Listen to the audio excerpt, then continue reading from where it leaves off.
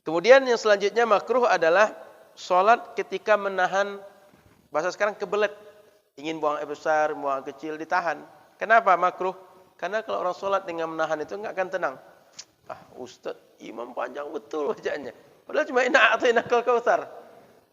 Panjang betul bacanya, padahal cuma surah Wat-Duha. Rasa-rasa 1 juz bacaan imam. Kenapa? Nahan. Dia ingin buang air besar, ingin buang air kecil. Maka lepaskan betul wudu lalu bergabung dengan jamaah.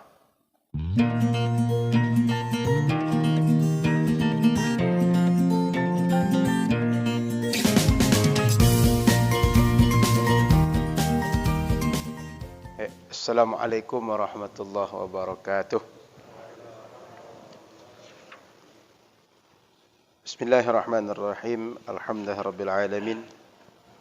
Allahumma shalli ala sayyidina Muhammadin wa subhanaka la ilma lana illa ma 'allamtana innaka antal alimul hakim. Wa qala rabbi shrah li sadri wa yassir li amri wahlul 'uqdatam min lisani yafqahu qawli. Alhamdulillah. Bapak Ibu jemaah muliakan Allah Subhanahu wa taala. Hari ini di awal-awal bulan Zulhijjah kita semua Allah berikan kesempatan untuk beribadah karena 10 hari pertama Zulhijjah ini adalah satu di antara waktu yang utama atau sangat dianjurkan beramal saleh. Waktunya lebih afdal dibanding di waktu selain 10 hari pertama Zulhijjah. Maka kalau di antara kita ada yang bisa sholatnya bisa ditambah, sholat sunnahnya, perbanyaklah sholat sunnah. Mungkin ada yang sukanya menambah zikir, tambahlah zikir. Atau menambah baca Al-Quran, tambah banyak. Atau ada yang suka menambah sedekah, bisa juga tambah sedekah. Atau amalan yang lain. Minimal kalau tak ingin berbuat apapun dengan mengeluarkan sesuatu atau dengan beraktivitas tertentu, puasa. Karena puasa tinggal menahan diri. Tak mesti melakukan apapun, pasif. Tinggal tidak makan, tak minum dan menjaga semua yang membatalkan puasa. Dan puasa ini bisa dibuat sejak tanggal 1 Zulhijjah kemarin. Paling minimal nanti tanggal 9 Zulhijjah. Yang disebut dengan puasa Arafah. Puasa Arafah itu bisa menghapuskan dosa 2 tahun. Maka di 10 hari pertama Zulhijjah kita upayakan untuk beramal dengan amalan terbaik insya-Allah. Salawat teriring salam kepada Rasulullah sallallahu alaihi wasallam. Mudah-mudahan di akhirat nanti kita bersama Rasulullah mendapat syafaat Rasulullah sallallahu alaihi wasallam. Amin ya rabbal alamin. Baik, kita buka buku kita di halaman 35 yang terjemahan seperti ini tentang beberapa perbedaan tata cara solat laki-laki dan perempuan. Ini tidak masuk kepada ranah bersifat rukun, tapi sunnah yang dia khusus perempuan, tidak berlaku untuk laki-laki. Apa dia? Faslun. Wal mar'atu tukhalifu ar-rajula fi 5 asya'a. Far-rajulu yujafi mirfaqayhi an jambihi wa yuqillu batnahu an fakhidayhi fi ar-ruku'i was-sujudi. Laki-laki ada 5 perkara yang laki-laki berbeda dengan perempuan dalam solat. Apa? Pertama, laki-laki apabila melakukan rukuk, sujud, itu kedua sikunya renggang dari rusuk. Sementara kalau perempuan, dia tak direnggangkan, dirapatkan. Laki-laki renggang. Rusuk dengan kedua siku. Begitu juga perut dengan paha ketika kita melakukan gerakan-gerakan salat bersifat rukuk, sujud dan lain-lain. Yang kedua, yajharu fi mawdhi'il jahri Kalau laki-laki membaca jahar pada kesempatan yang dianjurkan jahar. Perempuan boleh jadi dia bisa jahar, boleh jadi tidak.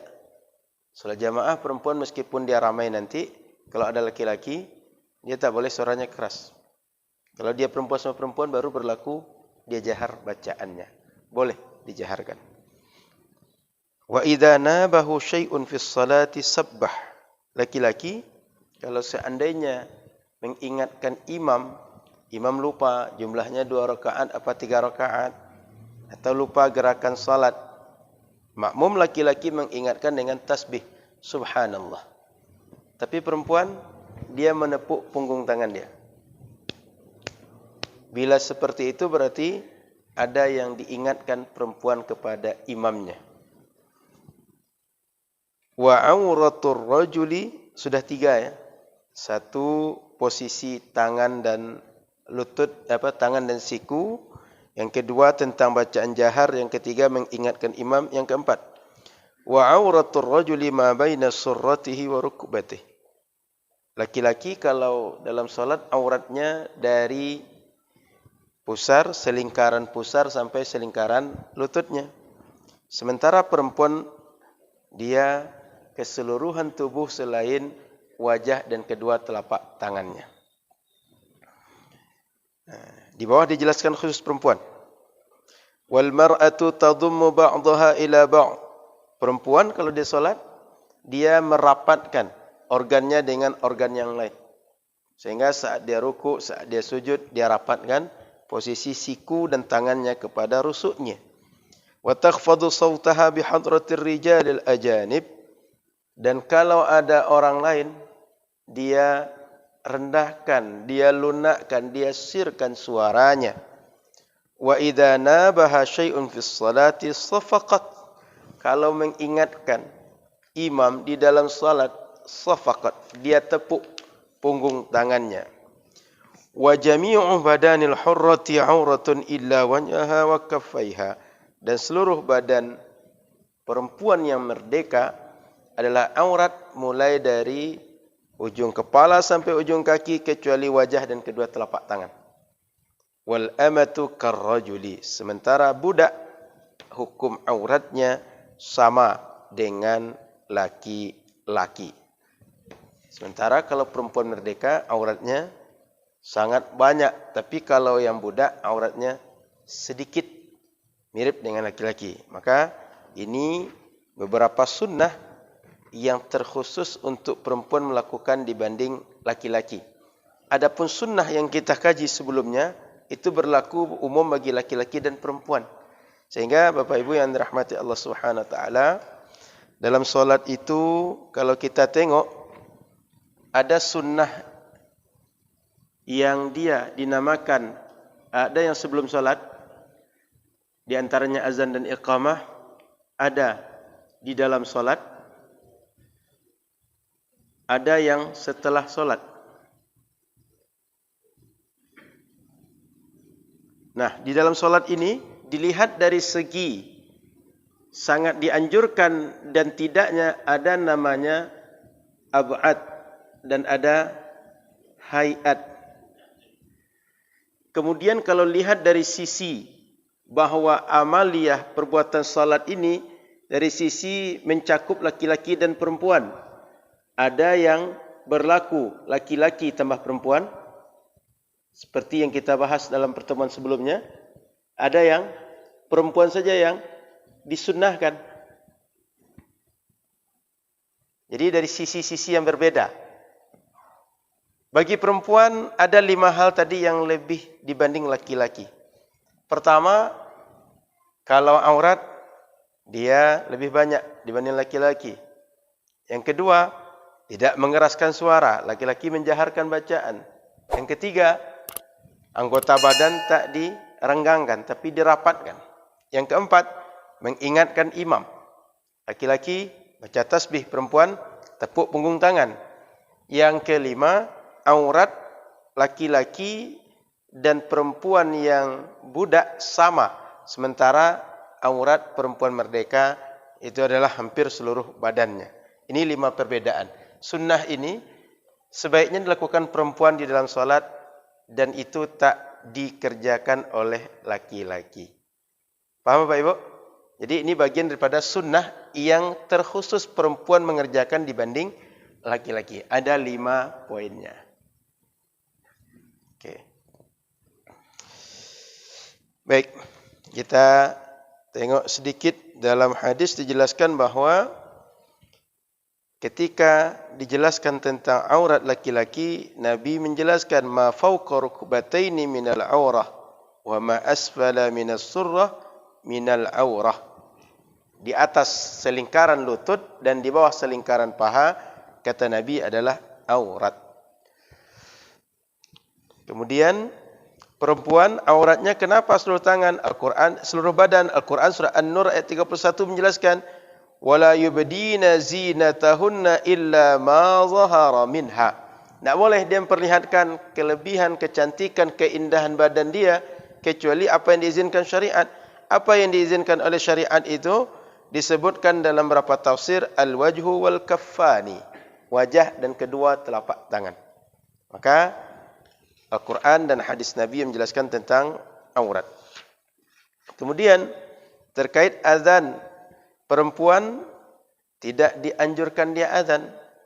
Laki-laki dia dianjurkan azan suara keras lantang. Begitu juga iqamahnya. Sementara perempuan tidak dianjurkan dia azan, tapi dia boleh untuk azan sekedar jamaah perempuan dan terbatas di situ saja. Contoh, mana tahu ada ibu BKMT, dia pengajian khusus ibu-ibu saja. Lalu azannya dibuat sekedar orang dalam masjid yang terdengar. Tak pakai mic dia. Dalam masjid cuma ada perempuan semua. Mereka ingin solat zuhur. Karena saat itu pengajian akbar. Dibuatlah solat zuhur. Suara keras dalam masjid sebatas mereka saja. Itu boleh.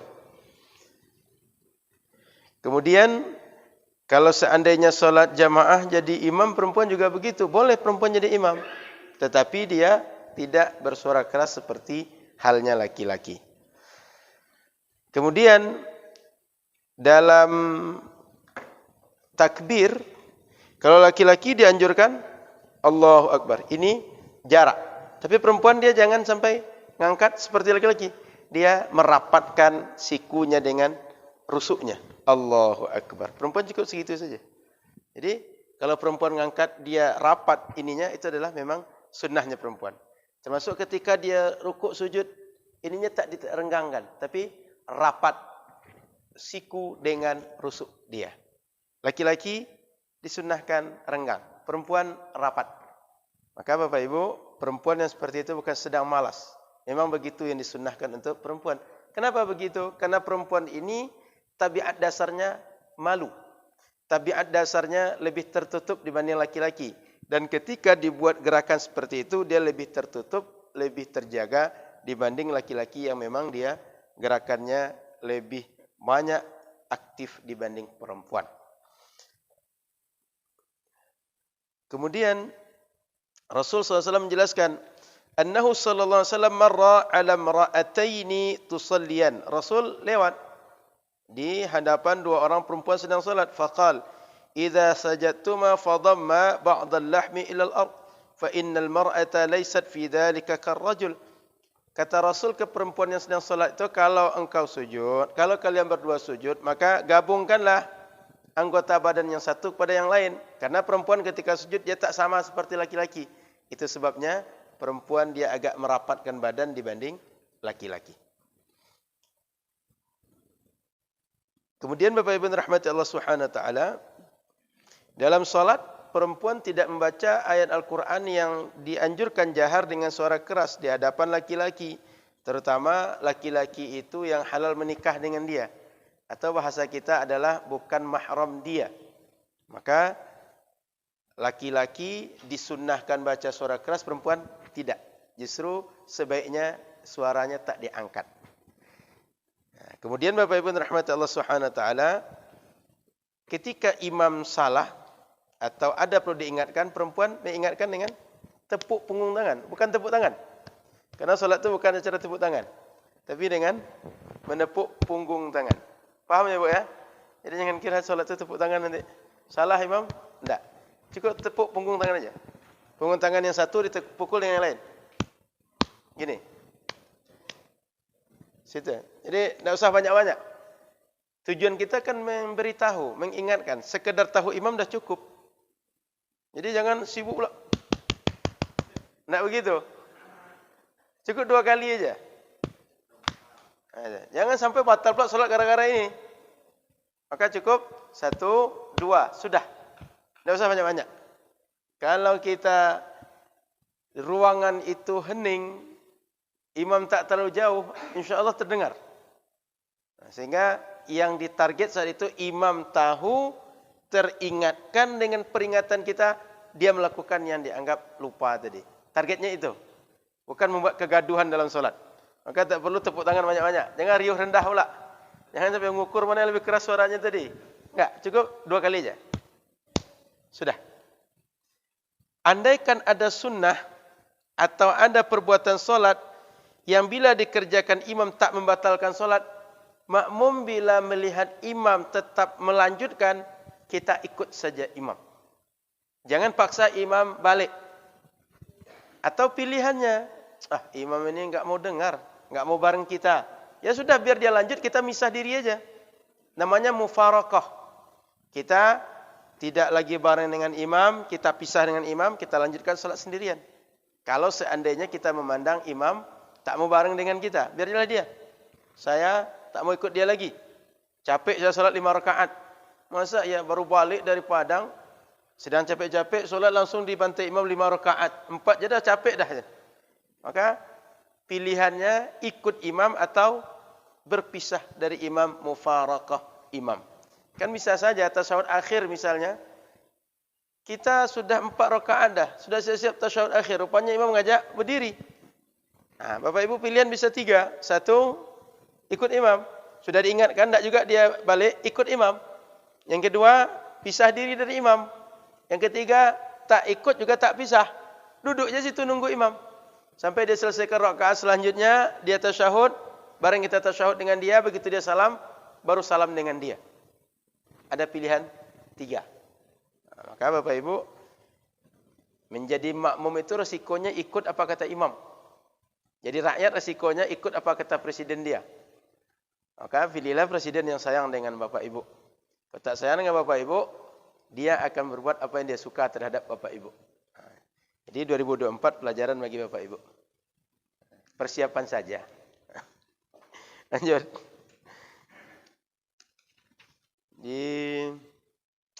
Ada sunnah-sunnah yang lain di luar ini yang perlu diperhatikan. Pertama, antara solat di masjid dengan di rumah.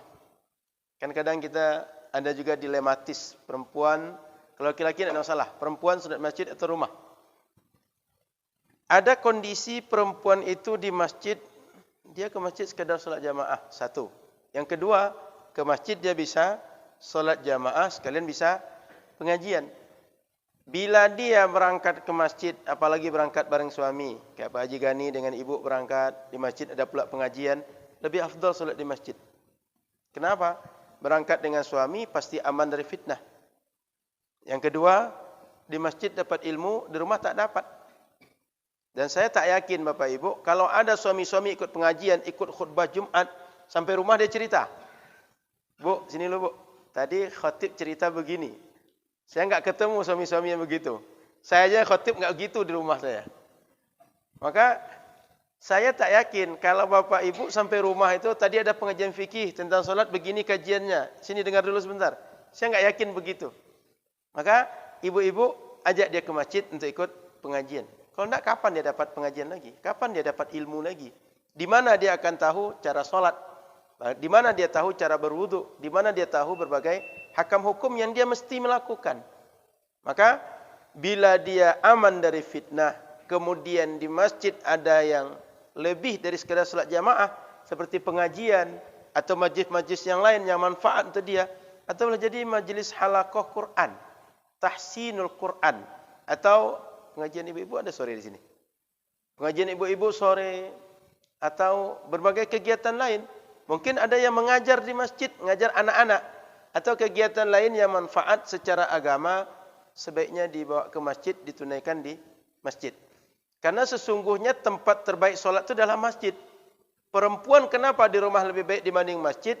Dari sisi perempuan dengan laki-laki kalau sering interaksi, tidak berjarak, itu menimbulkan fitnah.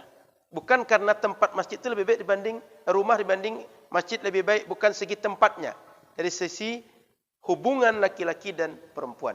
Sehingga ketika aman dari fitnah bisa ke masjid, sebaiknya di masjid dibanding di rumah. Karena di rumah tak ada afdoliyah. Kalau kita ke masjid setiap langkah berpahala. Sampai di masjid bisa i'tikaf. Sampai di masjid bisa tahiyatul masjid. Di rumah enggak ada. Jadi Bapak Ibu, kalau ada kelebihan ke masjid dan aman dari fitnah, sebaiknya dia solat di masjid. Kemudian yang kedua, apabila imam solat berjamaah dengan laki-laki sama laki-laki atau perempuan sama perempuan, imam tegak di tengah. Sedangkan perempuan, apabila mereka solat ramai-ramai, perempuan tegak di tengah mereka dan tidak terlalu menonjol seperti imam maju. Dia tegak sedikit di depan perempuan yang lain. Sehingga cuma jarak kakinya sedikit perempuan dengan perempuan yang lain. Sehingga kalau nampak laki-laki lain masuk seperti tak ada imam di depannya. Kalau kita yang laki-laki, memang imam nampak jelas di mana posisinya. Nah, perempuan tidak, di tengahnya saja, maju sikit saja.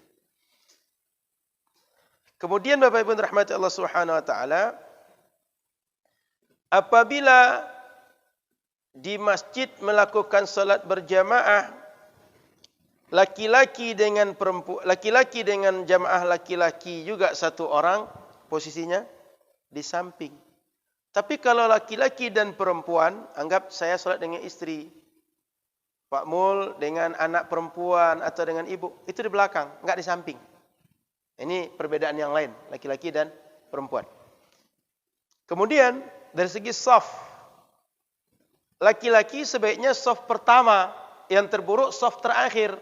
Perempuan yang terbaik itu shaf terakhir, yang terburuk shaf pertama. Karena kata Rasul, khairu sufufin nisa'i akhiruha wa syarruha awwaluha. Shaf perempuan terbaik itu paling terakhir, yang paling buruk paling depan. Wa khairu sufufir rijali awwaluha wa syarruha akhiruha. Shaf laki-laki yang terburuk paling belakang, yang terbaik paling depan. Tapi jangan nanti dipahami pula, Bu. Buat shaf belakang dulu baru ke depan. Kayak kita perempuan ada 2 apa 3 shaf itu, Bu? 2 ya. Shaf kedua dulu baru shaf pertama. Enggak begitu. Ini untuk menunjukkan dalam hadis ini, laki-laki dan perempuan itu jangankan di luar solat, dalam solatnya jaga diri. Jangan dekat. Apalagi tempat itu tidak ada, ini apa bahasa kita, Pak? Gorden ini. Pembatas. Bahasa Arabnya sitar atau hijab. Tak ada pembatas. Sebaiknya perempuan jangan dekat dengan laki-laki, laki-laki juga jangan dekat dengan perempuan. Semakin jauh semakin baik. Maka kalau ada pembatas, tidak ada masalah. Depan perempuan, shaf paling pertamanya diisi duluan, kemudian itu akan menjadi shaf terbaik bagi perempuan. Kenapa? Dia tidak ada interaksi dengan laki-laki. Yang hadis ini maksudnya adalah bila laki-laki perempuan tidak ada batas. Dia langsung nampak. Interaksi itu nampak jelas. Ini kita shaf kita punya pembatas. Ini perempuan shaf pertama tetap yang bagus bagi perempuan. Paham, Bu ya? Yang kedua jangan dipahami bahwa shaf kedua dulu baru shaf pertama dibuat. Tidak, tetap shaf pertama dulu. Shaf pertama itu dianggap lebih buruk. Kenapa? Karena dia dekat dengan laki-laki sehingga kalau berinteraksi dia akan langsung, tidak berjarak. Di sisi itu. Tapi bila tak terjadi, maka hilang ilatnya bahwa dia menjadi shaf yang buruk. Ya, Bu? Karena memang ada memahami hadis ini, buat shaf itu perempuan shaf kedua baru shaf pertama. Kalau 3 atau 5, shaf ke-5 dulu, baru ke-4, baru ke-3, baru shaf ke-1 terakhir. Enggak begitu. Paham, Bu ya? Oke. Baik, Bu.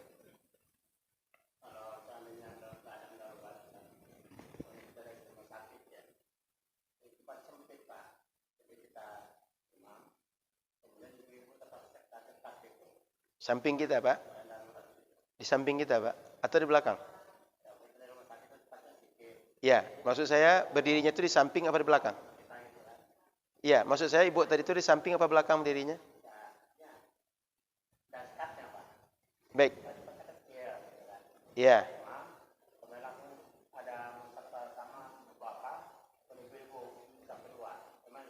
Baik. Jadi sempit ini kan ada kemungkinan perempuan dan laki-laki sangat dekat. Yang kedua ada kemungkinan perempuan di samping laki-laki. Paham saya? Kalau dia ada pembatas, tidak ada masalah. Kan ada sebagian masjid misalnya sebelah kiri perempuan, sebelah kanan laki-laki. Seperti halnya di Masjidil Haram, Masjid Nabawi juga. Masjid Nabawi itu dibuatnya pembatas, yang kayu-kayu dalam masjid itu di samping kita perempuan. Sejajar betul kita dengan perempuan, enggak di belakang kita. Bila ada batas seperti itu tak ada masalah, boleh. Maka nanti mana tahu Pak, kalau salat Idul Adha, seandainya kita buat perempuan di belakang, laki-laki di depan, itu secara soft enggak kondusif. Lalu kita buat samping kiri kanan, boleh, tapi di batas.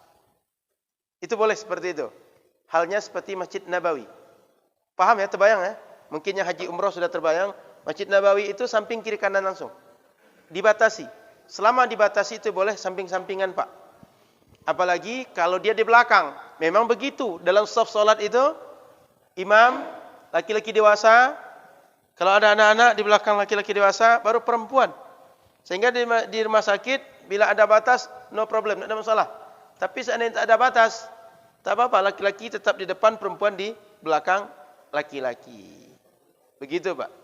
Cuma ada catatan Bapak Ibu rahmati Allah, bila ruangan sempit, tak besar ruangan, lalu ada laki-laki mau solat jamaah dengan perempuan yang keduanya halal menikah, apalagi anak muda, sebaiknya mereka jangan berjamaah.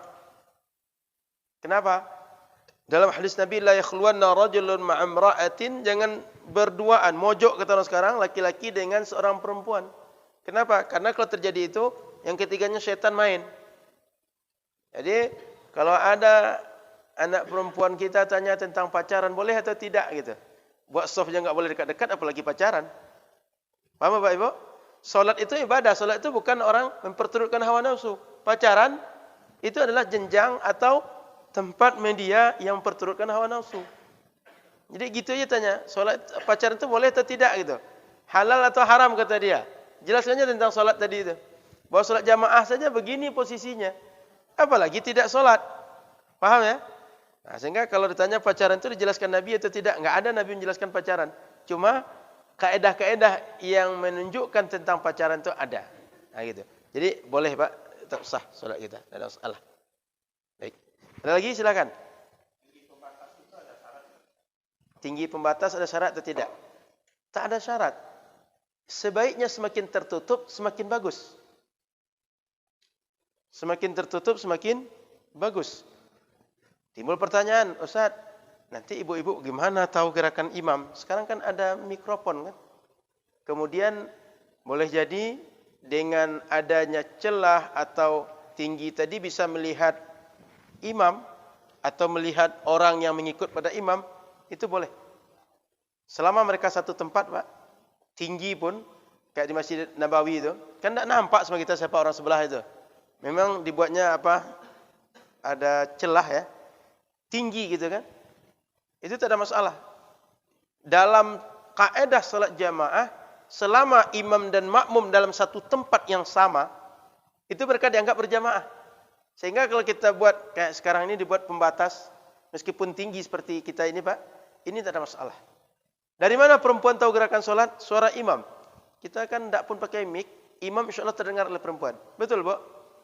Anggap mic kita rusak. Atau tak bisa difungsikan, terlarang gunakan mic. Ibu-ibu dengar. Itu Pak. Jadi tinggi lebih baik, tertutup lebih baik. Karena tujuan daripada hijab itu adalah memang laki-laki dan perempuan terjarak dan mereka tidak terjadi interaksi langsung. Interaksi langsung itu tak bermakna dia berjumpa saja, tapi lihat-melihat juga interaksi langsung. Dengar suara juga interaksi langsung. Begitu Pak. Jadi semakin tertutup semakin baik. Artinya kalau tinggi tempat penutup itu bisa menutup perempuan secara seluruh fisiknya itu lebih baik. Nah, jadi karena sebagian masjid sengaja rendah. Jangan dibuat rendah. Karena kalau rendah itu, mohon maaf, kadang-kadang perempuan itu, mohon maaf, sebagian tempat perempuan itu dia buka aurat itu kadang dia merasa karena orang ramai tidak ada orang perhatikan dia, kadang-kadang begitu. Sehingga kadang buka aja jilbab di masjid. Ya Bu ya? Kadang-kadang begitu. Ada yang memang dia tempat tertutup dia buka. Laki-laki kadang tak berniat melihat perempuan, tapi mungkin pas mau keluar atau baru masuk, mata ini tidak sengaja lihat, nampak orang buka aurat. Itu sering terjadi. Maka sebaiknya semakin tertutup semakin baik, Pak. Cukup? Baik. Ada lagi? Silakan, Bu.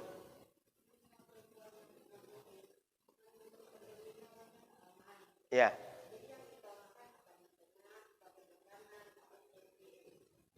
Baik. Membuat saf itu standarnya adalah belakang imam, kalau laki-laki ke kanan dulu. Kemudian perempuan belakang imam dulu mulai, Bu. Tidak di kanan sana, tak di kiri sana, tapi belakang imam. Mau pandemi atau tidak, standar buat saf itu belakang imam pertama dibuat. Sudah, Pak? Oke. Ada lagi? Cukup? Nah, kalau cukup kita masuk bab yang lain. Baik.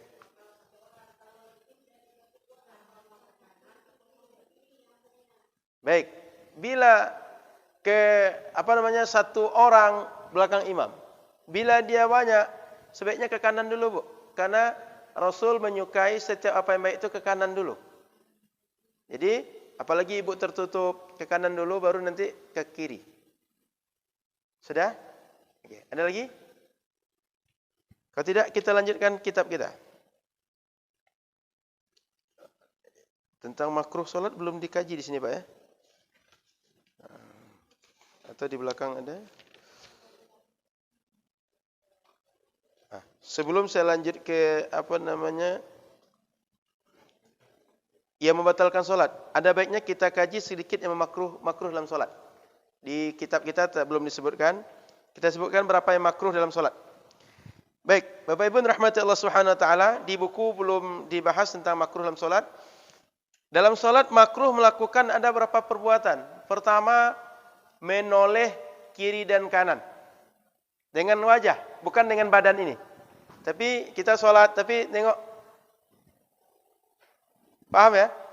Badan ini tetap melihat, tapi ini siapa nih samping nih? Ini anak siapa yang datang barusan kita? Ngapain orang sini nih? Nengok kiri kanan nih. Ini makruh dalam sholat. Sholatnya sah, tidak batal. Tapi kalau dadanya sudah berubah, begini. Rasanya ada yang pernah nanya di sini ketika tasyahud akhir kita salam dengan badan begitu. Dada jangan berubah dalam solat. Karena dalam solat wajib selama solat itu menghadap kiblat. Yang dihitung menghadap kiblat itu adalah dada kita menghadap ke kiblat.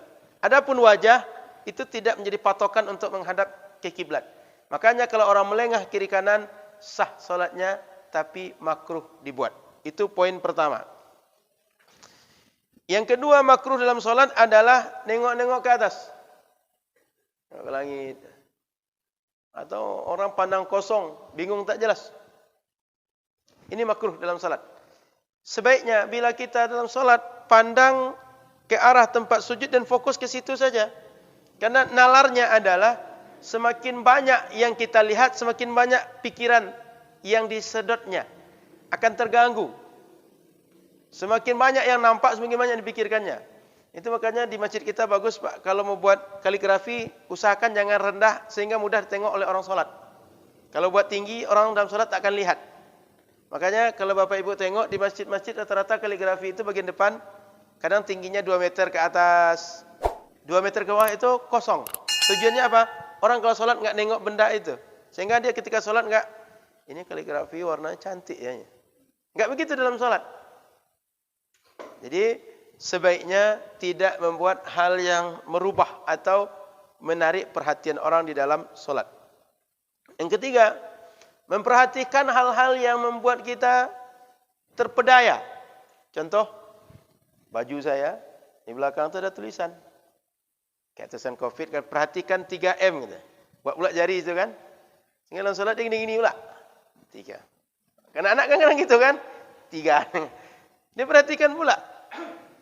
Atau berbagai hal tulisan-tulisan atau gambar yang menarik perhatian. Mohon maaf, dulu saya yakin Bapak Ibu sangat paham. orang tua kita kalau salat tu pakaiannya khusus. Bajunya mungkin teluk belanga, kemudian pakai kain sarung, ibu-ibu pakai mukena.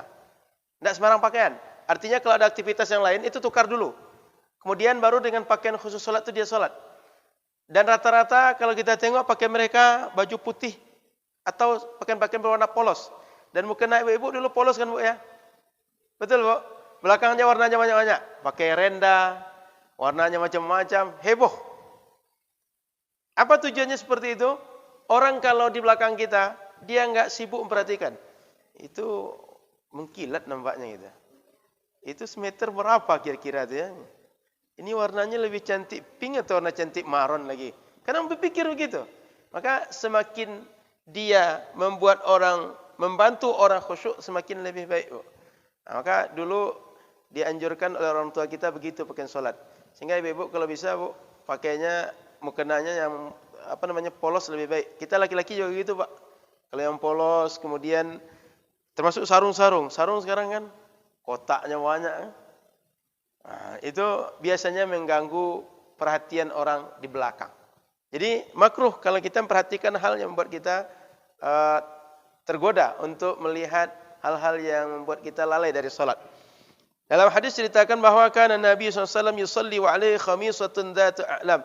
Rasul pernah salat, lalu nengok di depannya itu ada orang yang pakai baju itu punya gambar. Oleh Nabi suruh potong. Sehingga gambar tadi tak lagi membuat kita fokus dan perhatikan. Gambar yang membuat kita dalam salat itu tak khusyuk. Kemudian yang keempat, makruh dalam salat itu adalah ketika kita salat main-mainkan baju. Lipat-lipat baju, sing-sing baju. Kadang-kadang ada gitu tuh. Atau main pelintir-pelintir ujung baju itu. Kadang itu Pak. Kalau anak kadang digigit-gigitnya kan. Main-mainkan baju. Main-mainkan kain dalam salat. Kadang sibuk pakai sorban. Kadang gitu dalam salat kan. Sibuk mempermainkan ujung baju dalam salat. Kemudian makruh yang lain adalah meletakkan tangan di pantat atau di badan. Kadang-kadang tak ngapain. Nanti orang belakang akan perhatikan. Apa yang pegang orang ini? Jangan seperti itu. Makruh selanjutnya adalah menutup mulut dengan tangan. Salat gini, menutup mulut dengan tangan. Tapi bila perlu menutup mulut, contoh kondisi sekarang, itu justru dianjurkan. Kalaupun meletakkan mulut ini makruh. Tapi bila perlu dianjurkan. Contoh, dalam hadis Nabi dikatakan, idza tasa'aba ahadukum huwa fis shalah, kalau ada di antara kalian dia menguap saat itu salat, falyaruddahu mastata'. Hendaklah dia tahan. Jangan dia sampai menguap. Fa inna ahadakum idza qala ha ha ha dhahika asyaitanu minhu. Kayak gitu kan? Itu setan ketawa dengan kita. Takluk juga orang ini rupanya. Begitu kata setan. Sehingga dalam hadis yang lain kata Nabi, idza tasa'aba ahadukum falyumsik biyadihi ala fih. Kalau kalian menguap dalam salat, menguap kalian di luar dalam salat, maka tutuplah mulut kalian. Imam Ghazali mengajarkan begini, tutup dengan punggung tangan sebelah kiri. Ajarannya begitu. Fa inna syaitana yadkhul. Karena kalau kita buka, syaitan berusaha masuk ke dalam badan kita dan dia menguasai kita. Oleh karena itu, bila ada keperluan menutup mulut, dia tidak makruh. Bahkan bisa dia menjadi hukumnya sunnah. Bisa jadi hukumnya wajib. Seperti tadi hadis. Bahawa menguap tadi adalah tempat masuknya syaitan. Sunnah untuk ditutup. Seandainya kondisi pandemi disuruh kita pakai masker, apalagi wajib pakai masker, bisa jatuh hukumnya kepada hukum wajib juga pakai masker dalam solat atau penutup mulut dalam solat. Jadi Bapak Ibu rahmati Allah Subhanahu wa taala, karena di zaman kemarin ini beberapa waktu yang lalu itu ada yang menghebohkan bahawa solat kalau pakai masker enggak sah atau haram. Enggak. Itu orang tidak membaca hadis keseluruhan tentang satu tema yang sama. Artinya, tema yang sama itu adalah tentang menutup mulut dalam solat. Hadisnya ada yang ini. Hadis yang dia baca ada juga. Tapi hadis yang dia baca itu cuma paling jauh, andai pun dilakukan, membuat yang makruh. Tidak membuat dosa dan apalagi membatalkan salat. Hadis ini justru melakukan atau menjelaskan yang bertentangan dengan hadis yang dinukil itu. Kan pernah dengar ya? Bahwa kalau dalam salat, kalau kita seandainya pakai masker, tidak sah salat kita. Haram dibuat. Pernah dengar ya? Itu hadis itu bentuknya orang yang tidak ada keperluan, tidak ada kepentingan, tidak ada hajat menutup mulut, dia tutup mulut. Contoh, dia enggak ada ngapa-ngapain, cuma gini salat. Atau sorban digulung sehingga menutup mulut. Sehingga kalau baca itu bicara, kan ada orang bicara itu tak jelas pembicaraannya kan, kenapa? Mulutnya tak terbuka seluruhnya. Orang seperti itu baru makruh.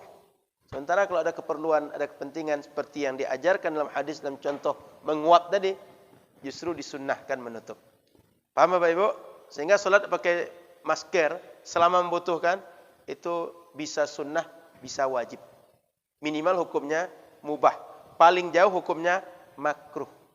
Paham? Tidak melakukan yang haram apalagi membatalkan solat. Baik, lanjut. Makruh selanjutnya adalah mashul hasa. Mempermainkan, kalau dulu masjid Nabi itu dia dari tanah. Pasir kecil-kecil tuh, memainkan itu. Kan bisa pasir itu kumpul-kumpulkan, digores-gores. Terbayang ya kalau masjid dulu. Kalau sekarang orang mungkin tidak begitu. Mungkin ada serak di masjid kan, dipungut atau digeser-geser dengan tangan. Itu hal seperti itu. Main-mainkan seperti itu. Atau ada HP depan kita solat, geser, tarik, tuh, dorong gitu. Memainkan benda yang seperti itu. Okay. Makruh selanjutnya adalah tegak sebelah kaki. Tegak itik kalau kata kami itu. Kalau terlambat masuk lokal itu, selama 5 menit disuruh ke guru, tegak sebelah kaki. Karena dalam solat itu kadang gini-gini itu. Ya kan? Kenapa makruh begini? Orang yang berdiri begini dia enggak akan nyaman berdirinya. Dia enggak akan tenang. Sehingga ketika solat, dia enggak akan khusyuk solatnya. Maka makruh seperti itu. Kemudian, makruh selanjutnya adalah solat ketika makanan sudah dihidangkan dan kita ada di hidangan itu, ada di jamuan itu. Ini makanan sudah depan kita, diajak solat. Apa kata dia? Tadi randang tadi mintu yang buat itu siapa itu? Itu pakai baris solo atau baris pekumbuh kan? Panjang pikiran dia dalam solat sehingga tak lagi khusyuk dalam solat. Tapi kalau seandainya memang ditunda betul, belum ada makan lagi, atau memang tidak dibuat tentatif acara untuk makan, ya solatlah dulu, tunggu sebentar. Apalagi tak ada kepentingan makan dulu daripada solat. Artinya kita cuma daripada balik-balik, bolak-balik misalnya, makannya dulu baru solat.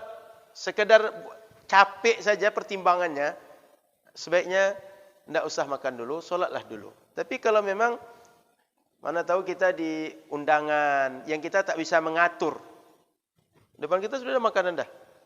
Apalagi kita tak bisa menahan diri pula. Dah lama nak makan di kampung. Dah lama nak merasakan cabai mentah gitu kan. Sambal lado tanak tu lama pada terasa. Solat itu bisa enggak khusyuk solat. Maka makanlah dulu baru solat. Apalagi solat tetap berjamaah. Solat berjamaah dalam kondisi khusyuk lebih baik daripada solat berjamaah tapi tidak khusyuk. Itu hilang khusyuk kita. Tapi jangan cari alasan agar makan dulu baru solat. Aji mumpung. Ya Pak Mul ya, mumpung ada alasannya bahwa sunnahnya makan dulu baru solat, cari-cari alasan makan dulu baru solat. Enggak begitu. Ini kondisinya kita tak bisa mengatur, sudah ada di depan kita, baru solat, makan dulu baru solat. Kemudian yang selanjutnya makruh adalah solat ketika menahan, bahasa sekarang kebelet, ingin buang air besar, buang air kecil, ditahan. Kenapa makruh? Karena kalau orang solat dengan menahan itu enggak akan tenang. Ustaz, imam panjang betul bacaannya. Padahal cuma inna a'tainakal kautsar. Panjang betul bacanya, padahal cuma surah Wat-Duha. Rasa-rasa 1 juz bacaan imam. Kenapa? Nahan. Dia ingin buang air besar, ingin buang air kecil. Maka lepaskan betul wudu lalu bergabung dengan jamaah. Bergabung dengan salat yang bersama. Kemudian selanjutnya yang makruh adalah saat rukuk laki-laki terlalu bungkuk ke bawah badannya. Kan sudah dibuat oleh syariat, ada yang sempurna, ada batas yang sudah sah rukuk. Dirundukkan sampai hampir jatuh pula ke bawah. Itu makruh. Artinya dalam solat itu ada gerakan dan jangan berlebihan dari yang dianjurkan oleh syariat. Kemudian yang selanjutnya adalah solat dalam kondisi sangat mengantuk. Kalau mengantuk kita paksakan solat, kita enggak akan ada juga dalam solat itu. Pikiran gitu. Yang dibaca itu enggak sadar lagi. Tidurlah sebentar, lalu solat. Selama dia bisa tidur, yang nanti dia pasti atau ada orang yang akan membangunkan dia untuk bisa solat tidak sampai ketinggalan waktu, sebaiknya dia tidur sebentar baru dia solat. Karena yang pernah security atau piket malam itu paham sekali itu, bahwa kalau tak tidur malam sama sekali itu berat sekali rasanya. Tidurlah sebentar, hilangkan ngantuk, baru solat. Bukan jangan tidur dulu seharian baru solat, enggak begitu.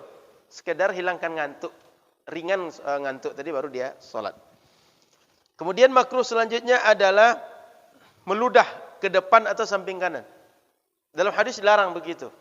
Karena kita sedang menghadap kepada Allah.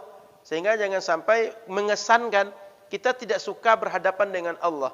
Dan di sebelah kanan itu biasanya adalah ada malaikat, ada saudara kita yang lain. Sehingga jangan meludah ke sebelah kanan. Dan sebelah kanan itu arah yang lebih baik dibanding arah kiri. Itu sebabnya kata para ulama ada saku kiri ini supaya jangan meludah ke kanan, tapi ke kiri. Kan saku baju kiri kan? Kita tengoknya saku baju itu, kiri. Itu hikmahnya dulu adalah untuk membuang ludah. Sehingga kalau kita buang ke tempat solat, itu tak akan mengganggu. Dan kita tidak melawan sunnah. Karena sunnah jangan meludah ke depan atau samping kanan. Ke kiri boleh. Maka dibuat saku di kiri. Yang makruh selanjutnya adalah solat di tempat tertentu. Di mana? Tempat-tempat yang dicurigai akan banyak najis atau mungkin mudah terkena najis. Contoh, solat di dekat orang jualan di pasar itu. Di pasar secara umum, terutama dekat-dekat orang jualan ikan, jualan daging. Itu kan riskan, kotor dan bernajis. Atau pinggir jalan lagi hujan becek. Lagi becek. Atau solat di dekat TPA, dekat tempat-tempat penumpukan sampah. Atau solat di tempat-tempat yang kemungkinan kita akan banyak kena najis, mudah kena najis. Jangan solat tempat seperti itu. Termasuk nanti Bapak Ibu kalau kurban, pastikan Bapak Ibu saat solat pakainya tak bernajis dengan darah-darah dari hewan kurban baik di badan atau di pakaian. Kalau soal pakaian itu kena darah lalu dia dibersihkan sulit hilang bekasnya, itu bisa sah. Tapi sudah kita hilangkan dulu. Setelah kita bersihkan, bekasnya enggak bisa hilang. Tapi darahnya sudah hilang. Itu boleh. Karena darah itu termasuk yang sulit hilang kalau sudah nempel di pakaian. Jadi bekasnya itu tidak apa-apa. Tapi sudah kita bersihkan. Nah, sebaiknya tidak menggunakan badan dan pakaian berdarah ketika solat. Terutama saat kita kurban nanti. Itu di antara hal-hal yang makruh di dalam solat. Baik, silakan azan. Kita lanjut nanti.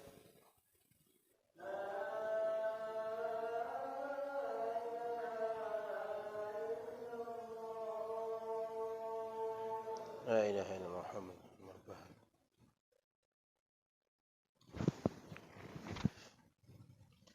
Tempat lain yang makruh solat itulah tempat-tempat yang beraroma bau seperti tempat-tempat mungkin ada bangkai yang busuk di situ atau pembusukan lainnya. Sehingga bagaimana kita akan khusyuk sementara saat sujud hidung kita sakit. Jangan sujud berdiri aja hidung kita sakit. Jadi tempat-tempat seperti itu makruh solat kita di sana. Kemudian yang makruh yang lain adalah solat di tempat ibadah orang agama-agama selain agama Islam. Karena nanti jangan-jangan sampai kita enggak khusyuk solat. Yang kedua orang buruk sangka dengan kita. Sehingga solat di gereja, solat di sinagog, tempat lain itu jangan. Sebaiknya solat di tempat selain itu. Karena kalau tempat solat itu minimal sekali kita mungkin enggak akan tenang. Yang kedua, orang mungkin akan muncul fitnah. Dia sudah pindah agama sekarang, kok sholatnya di situ? Dia enggak muslim lagi. Itu makruh. Menjaga orang dari buruk sangka karena perbuatan kita. Kemudian yang makruh selainnya adalah tempat menjadi kandang binatang. Kandang onta kalau di Arab, kalau di kita kandang kambing, kandang sapi, kandang kerbau. Apalagi tempat itu memang berserakan kotorannya. Tak sah solat kita. Tapi kalau tak berserakan pun, mungkin dia ditiup angin, atau diinjak binatang, atau aromanya. Tak kuat hidung kita, solat di situ, sehingga tak khusyuk dalam solat. Atau tempat-tempat yang lain, seperti tempat yang menjadi tempat maksiat. Di kasino, tempat-tempat orang main judi, tempat-tempat orang mabuk, tempat-tempat orang bertaruh. Karena di tempat-tempat itu jauh dari keberkahan. Orang-orang pikiran ketika itulah pikiran untuk melakukan hal-hal yang bertentangan syariat, memperturutkan hawa nafsu. Sehingga kalau ada orang banyak kita pun solat di situ enggak akan khusyuk. Maka jauhi tempat-tempat seperti itu untuk solat. Kemudian termasuk solat menghadap ke kuburan. Menghadap ke kuburan, di pekuburan maksudnya. Menghadap ke kuburan. Apalagi kuburan itu tak diketahui najis atau tak ada najis di situ.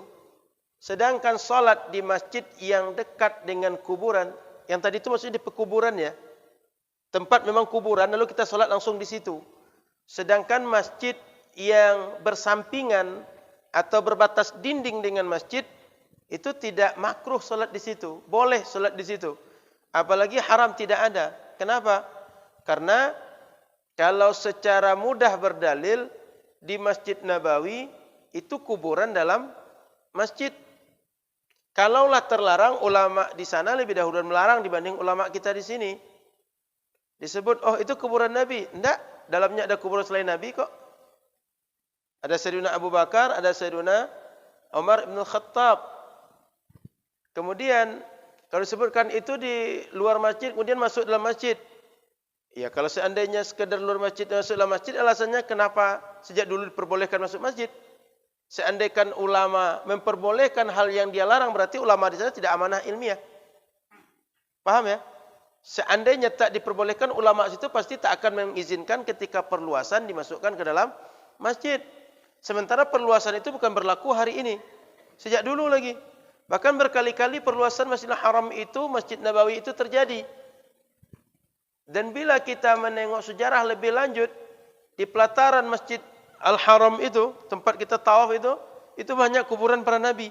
Nabi Nuh, Nabi Ismail, dan nabi-nabi yang lain, di situ dimakamkan. Maka Bapak Ibu rahmati Allah Subhanahu wa taala, solat di masjid yang bersampingan atau berdekatan dengan masjid tidak haram, tidak makruh, boleh hukumnya. Tapi bila solat di pekuburan, lalu kita mungkin tak bisa membedakan ini bernajis atau tidak, itu yang makruh. Sementara kalau di masjid jelas ada dinding, di luar masjid itu tidak makruh, apalagi haram, apalagi terlarang salat di situ. Kenapa di masjid-masjid kita banyak kuburan atau sebagian masjid ada kuburan? Itu biasanya adalah permintaan orang yang berwakaf masjid. Dulu dia wakaf tanah supaya orang banyak mendoakan dia, orang yang datang ke masjid mendoakan dia. Dia minta kalau meninggal kuburkan di situ. Sehingga kalau orang datang ke masjid, datang nampak kuburan, dia akan doa. Pulang nampak kuburan, dia akan doa. Dan di dunia ini tempat yang paling sering dikunjungi umat Islam ya masjid. Pasar, ibu-ibu ada 5 kali sehari ke pasar, Bu. Sepenting apapun saya enggak yakin ibu-ibu sampai 5 kali sehari ke pasar. Meskipun miliarder, banyak uangnya, enggak akan 5 kali sehari ke pasar. Tapi masjid, dia kalau salat berjamaah 5 kali sehari ke masjid. Maka kalau seandainya masjid ini 5 orangnya sehari yang datang 1 kali salat, 25 sehari dia dapat doa dari orang. Itu kenapa orang-orang yang berwakaf itu dia berharap saat dia meninggal dia dikuburkan di masjid atau dikuburkan di sekolah atau di tempat-tempat yang pemanfaatan aset wakaf. Tujuannya agar orang ketika memanfaatkan aset wakaf itu mendoakan mereka. Bukan mereka, kita berharap manfaat dari mereka, tapi mereka sedang menunggu manfaat dari kita. Sebab Nabi mengajarkan kalau kita lewat ke kuburan atau masuk ke kuburan, doakan. Baca salam, doakan di kubur. Assalamualaikum ya ahlad diyar minal mu'minin. Nabi ajarkan kepada Sayyidah Aisyah, Nabi ajarkan kepada sahabat-sahabat yang lain. Jadi yang dimaksudkan tadi adalah solat itu memang di kuburan dan menghadap ke kuburan. Kemudian Bapak Ibu rahmati Allah Subhanahu wa taala, selanjutnya makruh juga solat di tempat-tempat rumah dan tanah yang diambil secara tidak halal. Atau kita tu tak diperkenankan di sana solat. Kan boleh jadi di pinggir rumah orang, atau di rumah orang, atau di warung orang. Kita enggak diperkenankan solat situ. Jangan solat di situ. Kenapa? Kita memakai tempat yang tak diizinkan untuk kita. Solat kita memang sah secara rukun dan syarat. Tetapi memakai tempat orang tanpa izin, itu adalah hukum yang lain daripada sah dan tidaknya solat kita. Jadi pastikan kalau kita solat itu di tempat yang memang untuk solat, atau tempat yang kita diizinkan pakai untuk solat. Kecuali tempat itu memang tempat umum, yang siapapun boleh manfaatkan. Contoh, fasilitas-fasilitas umum, atau bandara yang memang semua orang masuk bandara bisa memakai. Sehingga kalau misalnya mana tahu nanti ada bandara di negara yang penduduk muslimnya sedikit, kita butuh solat di situ, masjid enggak disediakan. Kita pakai satu ruang di situ, itu boleh.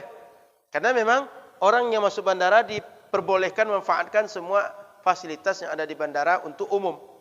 Nah itu. Jadi kalau kita solat di tempat-tempat yang tidak diperkenankan, memang bukan untuk tempat fasilitas umum, itu makruh solat di tempat itu. Dari sisi memakai tempat tanpa izin, tidak dengan haknya, bukan karena solatnya. Paham ya? Baik, saya kira itu beberapa hal yang makruh dalam solat. Tambah sedikit, main-main ini. Dalam solat kadang gitu kan?